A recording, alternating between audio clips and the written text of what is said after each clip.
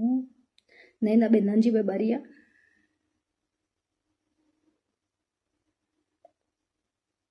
વાત કરવી છે મારે એક ષડયંત્રની કે રીમા ઝાલા દ્વારા મારી ઉપર 5 ગુના નોંધવામાં આવ્યા છે કે જેમાં મારો 1% કે એક પણ ગુનામાં રોલ નહોતો. વાત કરીએ એટ્રોસિટીના આરોપી કે જે મારા દાદાના દીકરા થાય અનિલભાઈ અને મુકેશભાઈ, એના અજાણ્યા 2 ભાણિયા એ રીતે ફરિયાદ નોંધાણી હતી એટ્રોસિટીની. એમાં મારા દાદાના દીકરાએ કે જે એટ્રોસિટીના આરોપી છે એણે 3/10/2025 રોજ પિટિશન દાખલ કરેલી અને આરોપીના નામ સામેથી જાહેર કરેલા. અક્ષય અને ચિરાગના નામ, અજાણ્યા જે 2 ભાણિયા હતા એના અક્ષય અને ચિરાગના 2 નામ જાહેર કરેલા. પછી પાર્થને 4 વાર નિવેદન લઈ જવા દેવામાં આવ્યો. પાર્થ જો આરોપી હોત તો એને તરત અટક કરી લેવો હતો ને, છતાં એને અટક કર્યો નહીં. 4 નિવેદન લઈ એને જવા દેવામાં આવ્યા. મારા દાદાના દીકરાએ 3/10 પિટિશન દાખલ કરી, એમાં આરોપીના નામ જાહેર કરી દીધા, છતાં 12/11 રોજ પાર્થને અમારા ઘરેથી પકડીને આરોપી બનાવે છે. બનાવે એવો આખો છે કે જે દિવસે મારા ઘરેથી પાર્થની ધરપકડ થઈ એ દિવસે મારી માસીની દીકરીનો ભાણિયો એક્સપાયર થઈ ગયેલો હોય અને હું પીપરલા ગામે ગયેલી હતી. લૌકિક કામથી હું કોબડી ટોલનાકાથી પસાર થઈ મારી ગાડી રોયલ પાર્કમાં હું જ્યાં રહું છું એ સોસાયટીમાં સીસીટીવી છે. પાર્થ અને ઉષા હું ઘરે પહોંચી એના 30 મિનિટમાં મારા ઘરે આવે છે, 15 મિનિટમાં ઘરે આવે છે. હું 30 મિનિટ જ થઈ હતી પહોંચી અને ઘરે. પાછળ તરત પેરોલ ફરલો સ્કોડ આવે છે. મને કે તમારા ઘરની ઝડપી કરવી છે. ઘરની ઝડપી દરમિયાન એ લોકોએ ગેટવેથી જ વિડીયો સ્ટાર્ટ કરી દીધો હતો ઉતારવાનો મારા ઘરનો. મને કે મેં કીધું જી સાહેબ મેં કરી લો ઘરની ઝડપી. પાર્થને મેં એને સોંપી દીધેલ. પછી મને કે તમારો મોબાઈલ લાવો, મોબાઈલ આપી દીધો. પછી મને કે હાલો તમે. એટલે મેં કીધું સાહેબ, મેં કીધું હું આરોપી થોડી છું. મેં કીધું હું આવું છું સાહેબ, મેં મારા ઘરે મરણ થઈ ગયું છે, હજી હું પહોંચી જ છું અને મેં તમે પહોંચો ત્યાં હું આવું છું. તો નહીં અત્યારે ને અત્યારે કે અત્યારે જ આવો એમ આ જ હાલતમાં. ત્યારે મેં પ્લાઝો પહેરેલો, નાઇટ ડ્રેસમાં હતી. એટલે મેં કીધું તો સાહેબ 2 મિનિટ ઊભા રહ્યો, હું આવું છું. એની માથે મારી માથે ફરજ રૂકાવટનો ગુનો દાખલ કરી દીધો. હવે વાત એ રહી મારા ઘરેથી બોટલ દર્શાવી. મારા ઘરમાં એન્ટર થયા ત્યારથી વિડીયોગ્રાફી એ લોકોએ શરૂ કરી હતી. તો મારા ઘરેથી બોટલ મળી એનો વિડીયોગ્રાફી એમાં હશે. હું કહું છું સાહેબને રિક્વેસ્ટ કરું છું કે વિડીયોગ્રાફી બહાર વાયરલ કરે. મારા ઘરેથી જો વસ્તુ મળી તો એની વિડીયોગ્રાફી મને આપે, વાયરલ કરે મતલબ.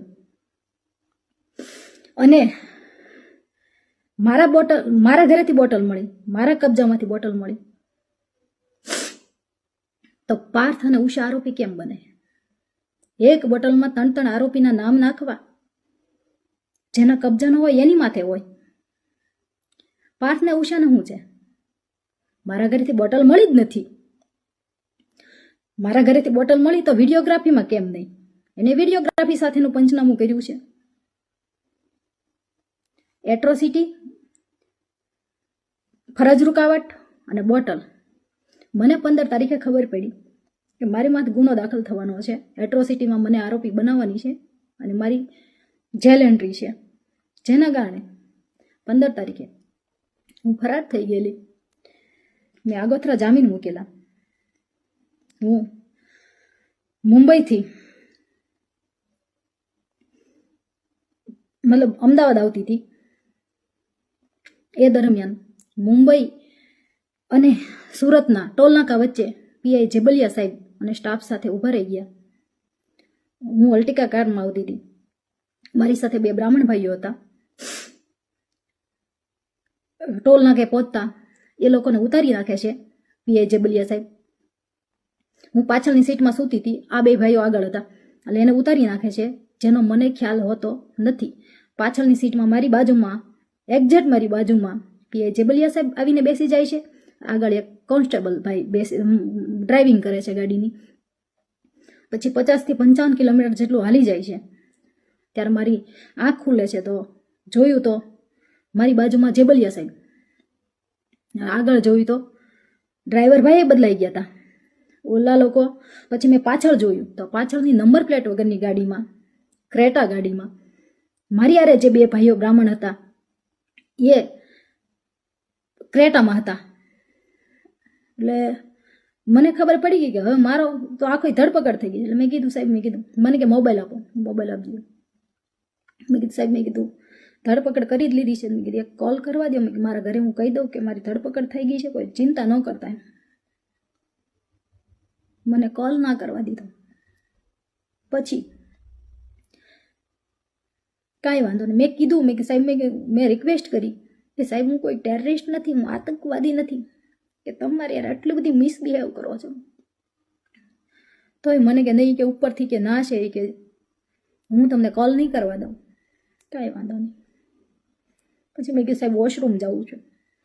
મેં 10 થી 12 વખત એમ કીધું સાહેબ મારે વોશરૂમ જવું છે. મને કોઈ જવાબ નહીં આપવા મળ્યો. 350 કિલોમીટર સુધી પાણી તો નહીં પણ વોશરૂમ સુદ્ધા મને નથી જવા દેવામાં આવી. એટલે મેં પછી એમ કીધું, મેં કીધું સાહેબ તમે આ રીતે મારી ધરપકડ ના કરી શકો. તમે મારું ધરપકડ નથી કરી, તમે મારું કિડનેપિંગ કર્યું છે. મહિલા પોલીસ કર્મચારી નહોતી. મેં હું આ બધું કોર્ટમાં કહીશ કે મારી યારે આવું તમે કર્યું છે. તમે મહિલા પોલીસ કર્મચારી વગર કર્યું છે ધરપકડ, અને નંબર પ્લેટ વગરની ગાડીથી કર્યું છે. અને ત્યારે મેં જોયું તો સૂર્યોદય નહોતો થયો, અંધારામાં ધરપકડ મારી કરી છે. કાંઈ વાંધો નહીં. પછી મને ભાવનગર થોડીક વાર હોય છે, 30-40 કિલોમીટરની વાર હોય છે. એટલે મહિલા પીએસઆઈ આવે છે અને મને એ ગાડીમાં, પોલીસની ગાડીમાં મને ટ્રાન્સફર કરે છે. કાંઈ વાંધો નહીં. પછી હું ને આ SC/ST સેલ મારી અટકાયત બતાવી દે છે તરત, ત્યાં બધું તૈયાર જ હતું. પછી મારી જેલ એન્ટ્રી 24/11ના રોજ જેલ એન્ટ્રી થાય છે. 3 ગુના ઓલરેડી નોંધાઈ ગયા: એટ્રોસિટી મદદગારી, પ્રોહિબિશન 1 બોટલમાં, અને ફરજ રૂકાવટમાં 3 જેલ એન્ટ્રી થઈ છે. એટલે મારો જે સામાન, હું ફરાર હતી એ દરમિયાન સામાન સીધો જેલમાં જાય છે. જેલમાં સરખી ઝડપી ન હોવાથી મારું સિમ ભૂલથી એ લોકોથી મારી બેગમાં રહી જાય છે. એટલે ઝડપી આવે છે અને મારી પાસેથી 1 સિમ કાર્ડ મળી આવે છે. અને જે મારી જેલ એન્ટ્રી 24/11/2025 થી 12/12 સુધી, 12/12/25 ના રોજ સુધી ક્યારેય એક્ટિવેશન કે બિન અધિકૃત એનો ઉપયોગ કરવામાં આવેલ નહોતો. કે મને એ સમય દરમિયાન મારી એક પણ ચીજ જેલમાં આવવા દેવામાં આવી નહોતી, કે મારે કે સિવિલ આવેલી નહોતી, કે મારે કોઈ મુદત આવેલી નહોતી. તો એ સિમમાં મને આરોપી બનાવી દે છે અને એની 4થો ગુનો દાખલ કરી દે છે. જેલ અધિક્ષક સાહેબ કહે છે કે એની બેનનો એક્ટિવેશન ટાઈમ જોવે છે તો પહેલાંનો આવે છે, મારી જેલ એન્ટ્રી પહેલાંનો આવે છે. એટલે સાહેબ કહે છે કે અમારે ગુનો દાખલ કરવો નથી. રીમા ઝાલા કે ડીવાયએસપી પરાણે ગુનો દાખલ કરાવે છે અને 4થો ગુનો મારી પર દાખલ કરાવી દે છે. અને પછી મને જામીન મળે છે ભાવનગર પ્રતિબંધના. પહેલા મહુવા ઓર્ડર કર્યો, પછી દાહોદ કર્યો, અને મારે ભાવનગર પ્રતિબંધ હતો. તો હવે વાત એ રહી, આ સિંગલ મધર તરીકે મારી ફરજ હોય, મારી જવાબદારી હોય, મારે 9 વર્ષનું બાળક હોય, અને આજ 3 મહિનાથી મારો બાળક સ્કૂલે ના ગયું હોય, મારું ઘર રીમા ઝાલા દ્વારા તદ્દન ખોટા ગુના દાખલ કરીને વેર વિખેર કરી નાખવામાં આવ્યું હોય, છતાં આજ 5મો ગુનો મારી માથે દાખલ કરી દેવામાં આવે છે.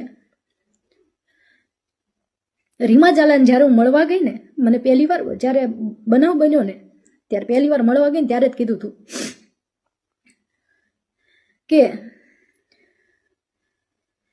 તારી જિંદગી કે તારી અને તારા પરિવારની જિંદગી કે બરબાદ કરી દેશે. તમે કે તમારી હાથ પેઢીમાં કે ક્યારે આવું નહીં જોયું હોય, તમારી જિંદગી કે બરબાદ કરી દેશે, એમ તમને જીવન લાયક નહીં રહેવા દેવાનું. ખરેખર રીમા ઝાલાએ એ વસ્તુ કરી. એસીબીમાં ફૂલ ટ્રાય કરી લીધી, જીએસટીમાં ફૂલ ટ્રાય કરી લીધી, મારા તમામ ગ્રુપમાં કોઈ માણસને બાકી નથી મૂક્યો. રીમા ઝાલાએ તમામ માણસોને ફોન કરીને બધાને બોલાવ્યા કે નૈના વિરુદ્ધ તમે ગુનો દાખલ કરો. એ માણસો પાછા મને કહે છે, મારી પાસે એના પુરાવાઓ છે, રીમા ઝાલા એમ કહે છે તમને એસપી સાહેબ દ્વારા સંપૂર્ણ મદદ મળી રહેશે, તમને આઈજી સાહેબ દ્વારા તમામ મદદ મળી રહેશે, એવું રીમા ઝાલા કહે છે. તમે ક્યાંય બિંદાસ, તમે ક્યાંય ડરોમાં, હું તમારી હારે છું, તમે નૈના વિરુદ્ધ ગુનો દાખલ કરો. એટલે હું એ કહેવા માંગુ છું કે મેં કોનું ખરાબ કર્યું છે, કે મારો કોણ દુશ્મન છે, કે આટલી હદે હું કામ મને આટલી ટોર્ચર કરે છે, આજ મને મરવા મજબૂર કરી દીધી છે. મારું ઘર વેર વિખેર કરી નાખ્યું છે. 5 ગુના છતાંય હજી એવું નથી કે મારી ઉપર 6ઠો ગુનો દાખલ નહીં કરે. એને 5 ગુના કરી નાખ્યા, હવે પાસામાં ઠોકાઈ જાઓ. મારું ઘર તો ઓલરેડી એને વેર વિખેર કરી નાખ્યું. મારું બાળક ભાવનગર જે 9 વર્ષનું છે, જેને ભત્રીજો રાખે છે, બેનની ભાણકી રાખે છે, ઘર તો આખું વેર વિખેર કરી નાખ્યું. મારું બાળક 3 મહિનાથી સ્કૂલે નથી ગયું, મારો દાહક ખાતે ઓર્ડર કરી નાખ્યો, મારા બાળકને હું મળી નથી શકતી. છતાં રીમા ઝાલાએ કુંદનને 5મો ગુનો મને દાખલ કરાવ્યો. કુંદનને સામેથી 30/12 SC/ST સેલે મતલબ મહુવા ખાતે બોલાવે છે, એ 2 વોરંટ આપે છે